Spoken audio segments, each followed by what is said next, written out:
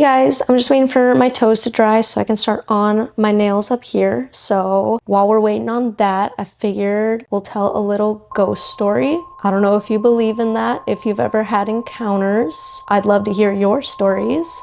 But basically, this is how I convinced my family when I was really young, like 5 or 6. I always told my parents I was seeing ghosts and apparitions, and they chalked it up to, she's a child, kids see things, active imagination, they make up good stories. So when I was little, I could never sleep alone because apparently I would tell my mom that's when the ghosts would talk to me. So they always had issues with me, like I could not be alone in any room. I couldn't play dolls or anything with myself because every time I was alone, apparently I'd go running to my mom and I'd be like, there's ghosts in there, they're talking to me. So they started thinking I was a little crazy until we went up to Europe to visit my family for the first time. I'd never been up there, so I didn't know anything about who we were staying with, really who the family members were, where we were going. A lot of my family in Europe lives on farmlands and they've lived on those lands for generations. So I remember we were staying at my aunt's house who I had met for the first time, and I was just kind of exploring around and I got really creepy vibes in there, and I already started talking to my mom, telling her, I'm like, hey,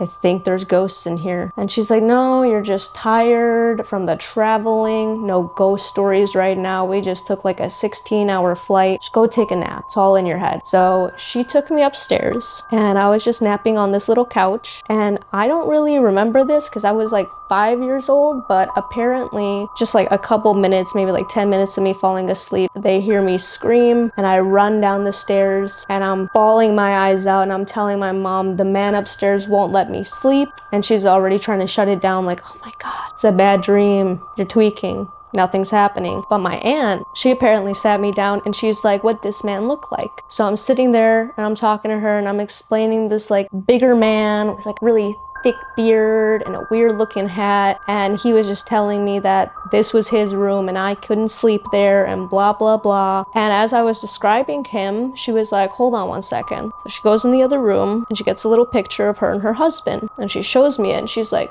was this the man? I'm like, yeah, that's exactly him. He looked just like that. Mind you, I've never been here. I've never met these people before. I don't know what anyone looks like. So she's like, let me show you something. So she takes my hand and we walk outside around the house. And in the very back area, before you get to like the fields and the pastures, there's like tiny little headstones. And she was explaining that because we own the land, usually we die on the land, we get buried on the land. That's just how farm life is. So she's explaining to me that her husband died upstairs in that room, and he was really particular about no one sleeping in his room. He didn't like his stuff being touched. He always threw a fit. And she was showing me his grave and I got this really scary feeling. And after that, things were kind of weird because people were like asking me questions about him, and my little 5-year-old self was like, I didn't get details, I just woke up and he's like, get out of here. And I'm like, okay, bet. And I did. So from there on out, they realized I wasn't crazy and I was actually seeing spirits. I never made any attempts to like communicate because as a child, I was afraid of everything and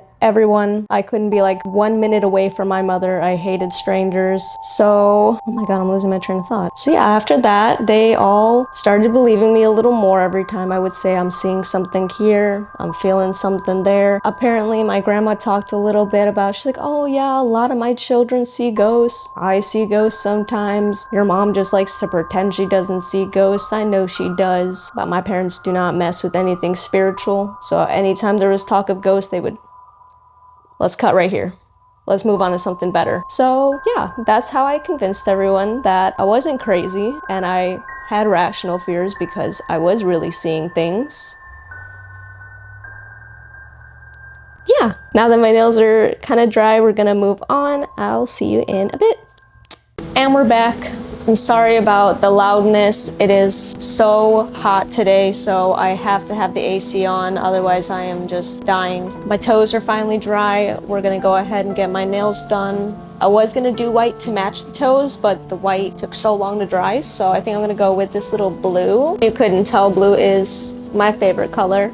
Everything important in my life is blue. So I'm gonna talk about now how I convinced my friends that I could see spirits. While we're on the topic of ghosts, my mother's house is the most haunted house I have ever known in my life. People who don't even believe in spirits end up walking out of that house full-heartedly believing. So I always talked about this ghost I saw every single day in that house. Her name was Catherine, and I only know that because she told me in one of my dreams. She came up to me, and that's all she said. She said, "My name is Catherine," and then she vanished. She never makes any attempt to speak to me, communicate in any way, tell me what she really needs or wants. She's just kind of ominous like that. So I always talked about Catherine and how she was bugging me and scaring me, and all my friends, they didn't believe me. So I invite them all for a sleepover one day because my parents are going out of town, and I'm like, this is the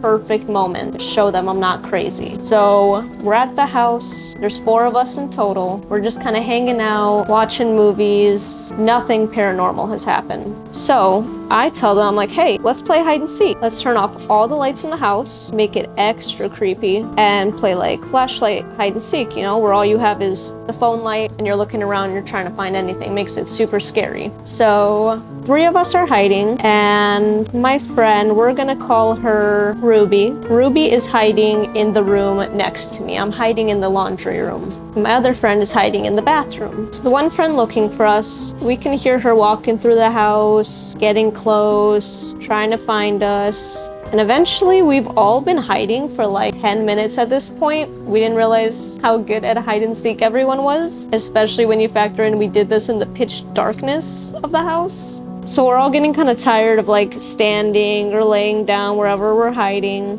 And we all hear the friend who's looking for all of us go, "Ruby?" And we're like, oh, finally, someone has been found. We can all get out of our hiding places and just like restart because I'm tired of standing here. So all of us get out of the hiding places and we all meet up at the staircase. And we're like, oh, Ruby, where'd she find you? And she's like, no one found me. I came out of my hiding place because I heard the person who is seeking call out my name. I thought she saw me, so I just came out. So we're all looking at each other like, did you find Ruby? And she's like, no, I was upstairs and I heard Ruby, and I thought you guys were giving away each other's hiding places, so I came downstairs to look. So we're all standing there at the bottom of the staircase just looking at each other going, who called out your name? And we all take a moment and we're like, hey, let's turn on the lights. So we start turning on all the lights in the house. We're trying to figure out which one of us is pranking who, because clearly we all heard the name be called out. We all heard it in the same voice. So the fact that all 4 of us heard the same thing just really freaked everyone out bad.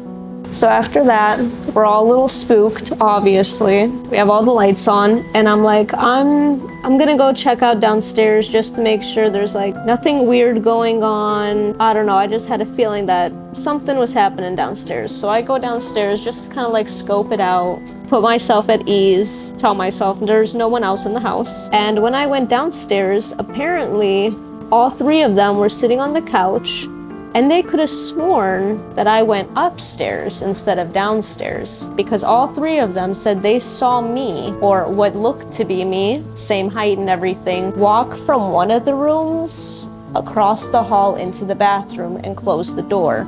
So they thought I went upstairs for something and then just went in the bathroom. At that same moment where the door closes, I came back upstairs. And I'm like, oh yeah, there's nothing going on downstairs. I just had a weird feeling. And they're all looking at me, so scared. And I'm like, what? What's going on? And they're like, we all just saw you upstairs. And I'm like, no, I clearly went downstairs. You just saw me walk back up from downstairs. So terrified, we all locked arms and headed upstairs to see if there was anything up there. And we check out the rooms, nothing there. We go in the bathroom. The lights are on in the bathroom. Doors were closed. Both sides of the bathroom were closed, and I had left those open. So from that day on, they believed that the house was haunted, and they believed in Catherine. And then they started asking me to check out their homes. But I've never been one to like communicate with spirits. I just happen to see them all the time. And I always just gotta wait for my shining moment where I can go, aha, here's my proof, I'm not crazy. Should have started with my right hand because this is going south real quick. So luckily, I've always been able to prove that I'm not insane, I'm seeing things. So I feel like most people, it's so hard to get proof and evidence that if you tell me about a ghost story, I'm probably gonna believe you. Because I know what that's like to be told your whole life you're not actually seeing things. They're not actually there, but you know they are because you're physically seeing them. I can't stand that. Can't stand being told I'm lying about something when I'm not, but then you don't have the proof to show that you're not lying, and it's like, just gotta take my word, it's all I have. Whoa. Oh no. Really goofed that one up. Everywhere. I love this little thing. I don't know what this tool is. I just recently got into doing my nails, so I'm not the best. As you can tell, I'm getting it everywhere. Darn. I feel like I always start off strong and then towards the end I get really bad. Oh no! I'm goofing this up good.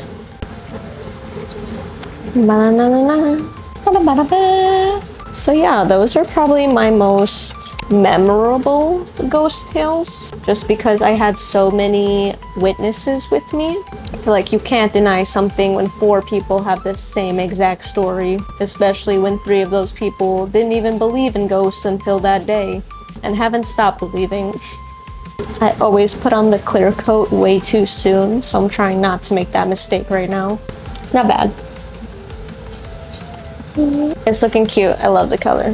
So I'm gonna wait for that to dry, and I got no idea. We'll see in a bit.